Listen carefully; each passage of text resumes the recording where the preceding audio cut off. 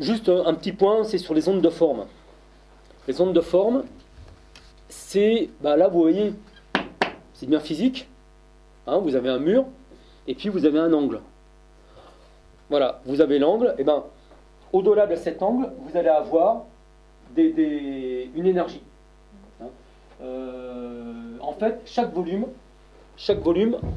physique représente plus de volume qu'on ne le voit en réalité. Donc après, dans la vie quotidienne, qu'est-ce que ça peut amener? Eh bien, toute cette partie, par exemple ici, là, le mur, bon, il faudrait mesurer, mais je ne vais pas le faire, mais admettons qu'on se retrouve avec ce qu'on appelle une onde de forme jusqu'ici, c'est-à-dire que peut-être que le mur, il va, parce que je ne suis pas branché là, mais peut-être que l'énergie du mur, elle va arriver jusqu'ici. Quand on dort la nuit, que fait-on? En règle générale, on pousse bien notre lit contre le mur. Bon, ça veut dire qu'on va avoir la tête bon, à moins que ce soit juste un mur de placo, parce qu'effectivement, ça dépend quand même aussi de la matière, le mur, l'épaisseur, etc. Mais pour faire vite. Si on a la tête collée au mur, on va se retrouver donc dans l'onde de forme du mur. L'onde de forme, polarité négative. Voilà. Et la présence des meubles aussi dans une chambre. Tout.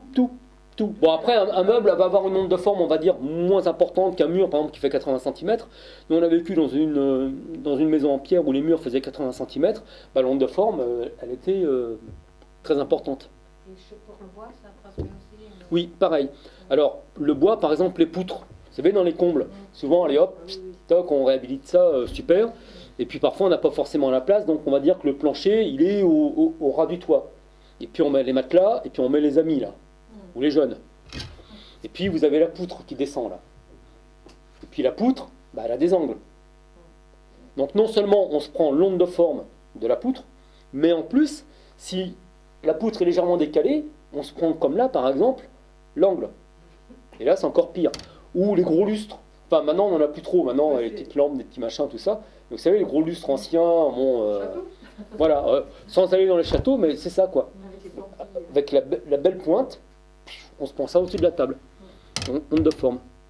Donc ça peut se corriger déjà en évitant de dormir sous les poutres. Ça c'est la première chose. Hein. Après, bon, si vous avez, vous, dans votre chez vous, si vous avez des poutres au plafond, mais que c'est au plafond, que ça a 2,50 m ou 3 mètres, bon, vous ne laissez pas la tête. Hein, ça va pas. Ça fait rien quoi. Le mur en bois, carrément. Le mur en bois, si vous avez la tête contre le mur en bois, vous allez avoir une onde de forme, mais c'est très léger par rapport à vous. Enfin, vous, là, par rapport au mur, là, qui fait 80 cm ou peut-être 1 mètre, là, vous êtes complètement dans son onde de forme. Le mur en bois, il va rien avoir, lui. Ça va être plutôt, le mur en bois va plutôt intervenir par rapport à un angle éventuel.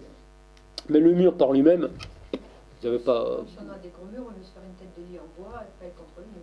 Oui, c'est écarté en fait. C'est écarté. Mais il faut quand même une protection. Si vous avez une protection, c'est mieux, oui.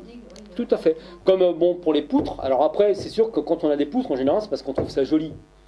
Mais si on veut protéger un peu, rien que le fait déjà de mettre une tenture, déjà, ça protège un peu, quoi. Mais du coup, voilà, on voit plus les poutres. Donc, faut choisir. Alors, je vous montrerai tout à l'heure, mais ça c'est mieux vraiment sur l'écran, tout le détail là avec les réseaux telluriques dans la collégiale, parce que vous verrez que même les piliers, donc vous pourrez y repenser maintenant quand vous irez dans les églises, en fait les piliers ils sont placés au croisement des réseaux telluriques, avec les lignes elles-mêmes démultipliées, etc. Enfin vous allez voir, c'est un travail de titan, quoi. Mais on y dormait dans les églises autrefois. Je pense à l'église de Comte, là dans l'Aveyron. C'était une sorte d'abri pour les pèlerins qui venaient à Comte. On y dormait à l'étage, normalement. C'est ce que j'ai entendu dire. Alors ça, je ne sais pas, mais après, dormir quelques nuits, à mon avis, c'est pas très très grave. Moi, je pense essentiellement aux personnes qui rachètent donc des églises, qui réaménagent des églises en maison, qui se retrouvent dedans. Alors, ça est toujours pareil, ça dépend des églises, hein, mais une église, on va dire, bien faite et ancienne, vous retrouvez donc les réseaux telluriques qui ont été donc travaillés, on va dire, vous retrouvez les cheminées cosmotelluriques, les vortex, les installations magiques, parce qu'il y avait les prêtres étaient, enfin, on va dire, étaient initiés. Voilà. Mais vous avez des installations magiques qui sont dedans, vous retrouvez tout ça. Donc avec, si en plus le lieu était puissant, vous retrouvez que, alors après, effectivement, au fil des siècles, la puissance a pu diminuer, mais tout ça, ça reste encore. Quand vous voyez, par exemple, sur des églises détruites, donc, ou même complètement rasées, on retrouve tout le marquage au sol éthérique. C'est toujours là. C'est normal, parce que de toute façon, si on ne l'a pas enlevé, il est toujours là.